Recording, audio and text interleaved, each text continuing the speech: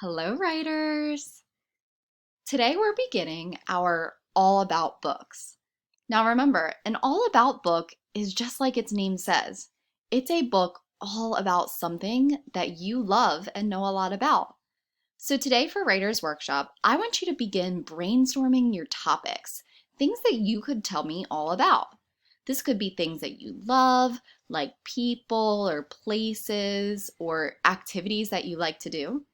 If you look on the screen, Miss Ennis came up with some things that I know you guys tell me a lot about. It could be Barbies or unicorns or soccer and your pet or Legos or going to the beach. You can write about anything that you love. So today's goal for Writers Workshop is to begin your list of things that you love and might want to write about. I can't wait to see your writing later this week. Keep up the great work, writers, and I will see you soon.